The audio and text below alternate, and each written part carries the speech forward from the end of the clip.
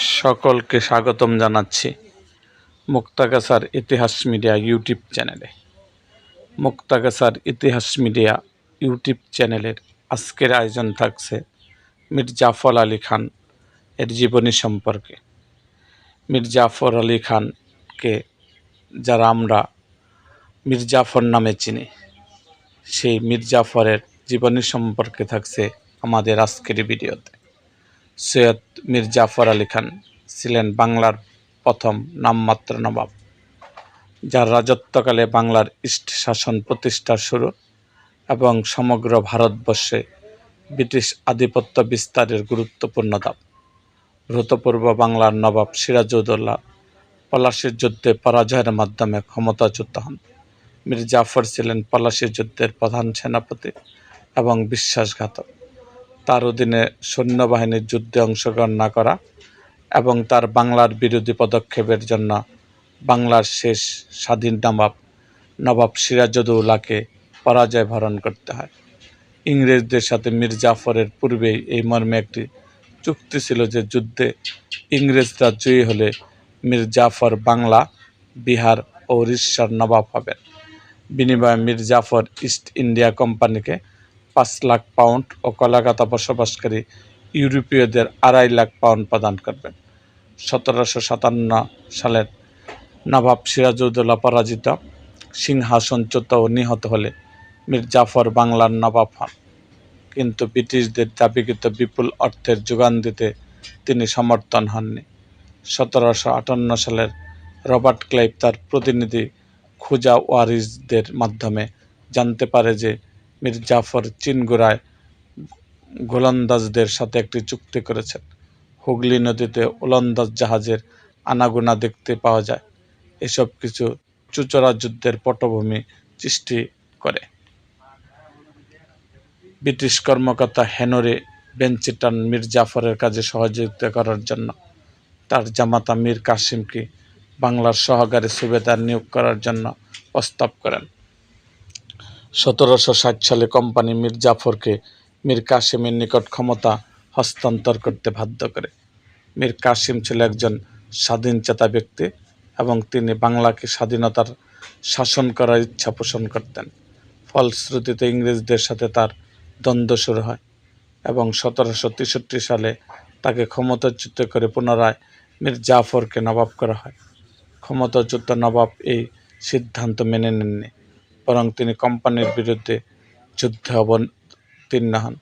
মীর জাফর 1765 সালের 5 ফেব্রুয়ারি তার মৃত্যুর আগ পর্যন্ত ক্ষমতায় ছিলেন।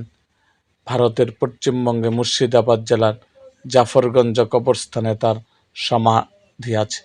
বর্তমানে ভারতীয় উপমহাদেশের মীর জাফর নামটি বিশ্বাসঘাতকতার প্রতীক হিসাবে ব্যবহৃত হয়। মুর্শিদাবাদে তার বাড়িটি নিমক হারাম দেউরি বিশ্বাসঘাতকের ঘর নামে পরিচিত। মীর জাফর এতটাই বিশ্বাসঘাতক ছিল যে এখনও কেউ অবিশ্বাসী হলে বা বিশ্বাসঘাতকতা করলে তাকে মীর জাফর সম্বোধন করা হয়। সিরাজউদ্দৌলা নবাব যাতে না হয় সেজন্য তিনি সিরাজের খালা খুশিটি বেগমের সাথে হাত মেলান। নবাবের বিপক্ষে রাজসভায় যে ব্যক্তি ছিল তার মধ্যে মীর জাফর অন্যতম। পলাশের যুদ্ধে যে 50,000 নবাবের সৈন্য ছিল তার মধ্যে 47,000 সৈন্যই ছিল সিপাহ সালাহ সেনা প্রধান মীর জাফরের হাতে। যখন যুদ্ধ শুরু হয় তখন মীর জাফর তার সৈন্য নিয়ে নীরব থাকে, কিন্তু মোহনলাল ও মীর মদন ও 3000 সৈন্যবাহিনী নিয়ে আতঙ্কিত হামলা চালায়।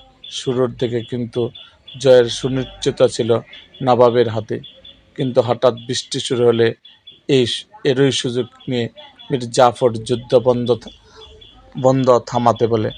এর ফাঁকে ইংরেজরা সুযোগ পেয়ে আতঙ্কিত আক্রমণ করে মোহনলালকে হত্যা করে ও মীর মদনকে বন্দী করে। মীর জাফর এতটা বিশ্বাসঘাতক যে অর্থের লোভে, ক্ষমতার লোভে নবাবকে ধ্বংস করার যে সংকল্পবদ্ধ তা সিরাজকে বুঝতে না দিয়ে উপরন্তু কুরআন স্পর্শ করে তাকে ওয়াদা করে যে তাকে সাহায্য করবে। মীর জাফরের পিতার নাম সৈয়দ আহমদ নাজাফি। মীর জাফর ছিলেন ইরান বংশোদ্ভূত। তিনি তার বাবা মার প্রথম সন্তান ছিলেন।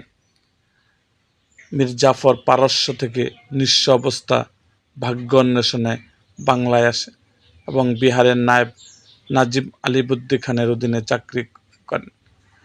1740 সালে সংঘটিত গিরিয়ার যুদ্ধে মীর জাফর আলিবুদ্দি খানের হয়ে নবাব সরফরাজ খানের বিরুদ্ধে যুদ্ধ করেন এবং খ্যাতি লাভ করেন।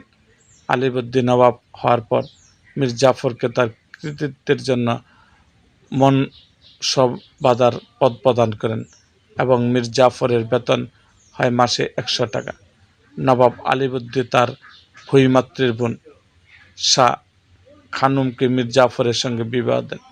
পরবর্তীতে মীর জাফর নবাবের পুরাতন সৈন্যদলের মীর বকশি বা প্রধান বকশি বা প্রধান সেনাপতির পদ লাভ করে। 1741 সালে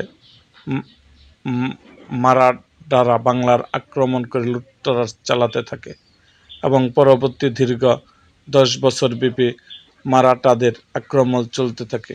ফলে নবাব আলিবর্দীকে বিরামহীনভাবে মারাঠাদের বিরুদ্ধে যুদ্ধে লিপ্ত থাকতে হয়। মীর জাফর মারাঠাদের বিরুদ্ধে যুদ্ধে সক্রিয়ভাবে অংশ নেন এবং যুদ্ধের প্রাথমিক পর্যায়ে সেনাশাসক হিসাবে বিশেষ কৃতিত্বের পরিচয় দেন।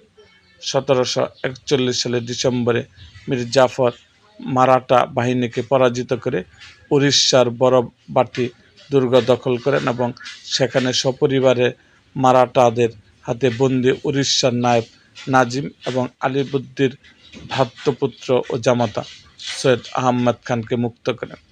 মারাঠাদের বিরুদ্ধে পরবর্তী অভিযানগুলোতে তিনি সক্রিয়ভাবে অংশ নেন। 1746 সালের ডিসেম্বরে মেদিনীপুরে একটি বৃহৎ যুদ্ধে মীর জাফর মারাঠা বাহিনীকে সম্পূর্ণরূপে পরাজিত করেন এবং এই জন্য নবাব আলিবর্দী তাকে উড়িষ্যার নায়েব নাজিম পদ প্রদান করেন। মারাঠাদের বিরুদ্ধে যুদ্ধে ক্রমাগত সাফল্য অর্জন করে মীর জাফর ক্রমশ উচ্চবিলাসী ও ক্ষমতালোভী হয়ে পড়ে। মেদিনীপুরে মীর জাফরের সাফল্য লাভের সংবাদ মীর হাবিব ও জানুজু ভোঁসলের নেতৃত্বে একটি সর্ববৃহৎ মারাঠা বাহিনী উড়িষ্যা থেকে মেদিনীপুরের দিকে অগ্রসর।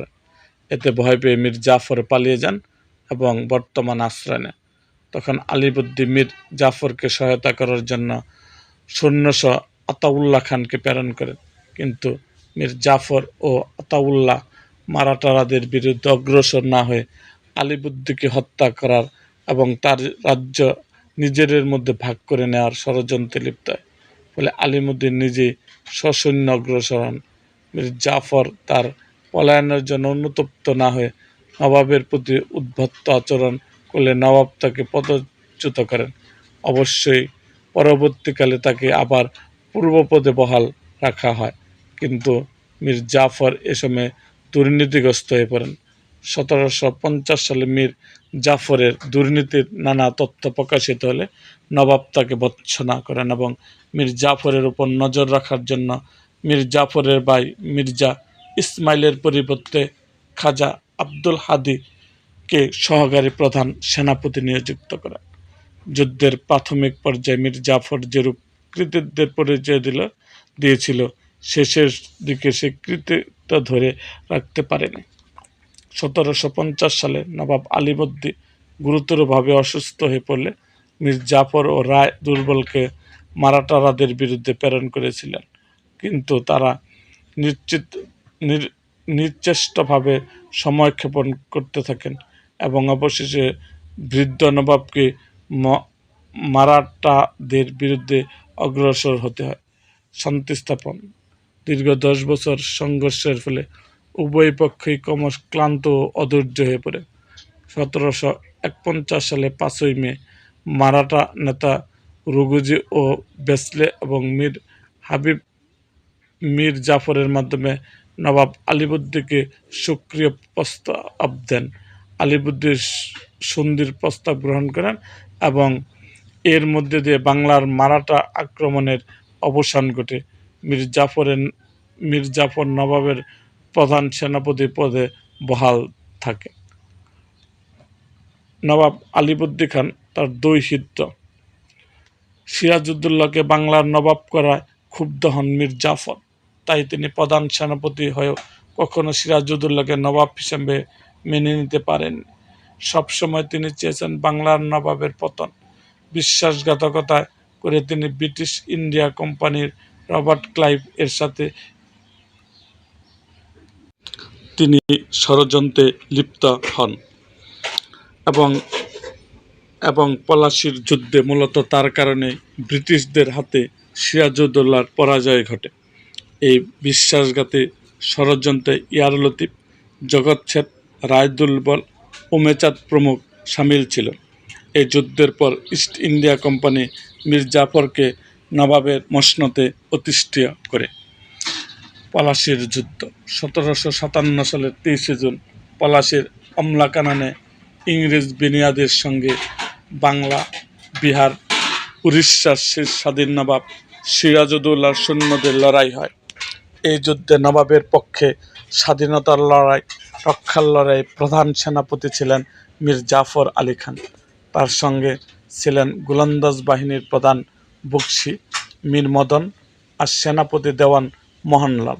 তারা দুজনেই ইংরেজদের বিরুদ্ধে বীরবিক্রমে লড়াই করে পরাজিত হন। আর যুদ্ধের ময়দানে নীরবে দাঁড়িয়ে থেকে প্রধান সেনাপতি মীর জাফর আলী খান ও তার দূসররা দ্রুত ইংরেজ বিনিয়া লর্ড ক্লাইভের হাতে বাংলার শাসন ক্ষমতা তুলে দেন। পরাজিত হন বাংলার, বিহার, উড়িষ্যার শেষ স্বাধীন নবাব সিরাজউদ্দৌলা। মুষ্টিময় ইংরেজ শাসক বিশ্বাসঘাতকদের সহায়তায় বাংলায় তাদের শাসন ক্ষমতা পুক্ত করে এবং 250 বছর এদেশ শাসন করে। সেই দেখে মীর জাফরের নাম বিশ্বাসঘাতক রূপক হিসাবে চিহ্নিত হয়ে আছে। মুর্শিদাবাদে তার বাড়ির নিমক হারাম দেউরি নামে পরিচিত। মীর জাফর আলিবর্দী খানের উত্তরসূরি নবাব সিরাজউদ্দৌলার প্রতি কপট আনুগত্য দেখাতেন। পলাশীর যুদ্ধে তিনি নবাবের সাথে বিশ্বাসঘাতকতা করে ইংরেজদের পক্ষে অবলম্বন করেন। কোম্পানির অতিরিক্ত অর্থের চাহিদা পূরণে ব্যর্থ হলে মীর কাসিমকে কিছুদিনের জন্য নবাব করা হয়। মীর কাসিম ছিল একজন স্বাধীনচেতা নবাব। তিনি বাংলার শাসন ক্ষমতা ইংরেজদের হস্তক্ষেপ মেনে নিতে চাননি।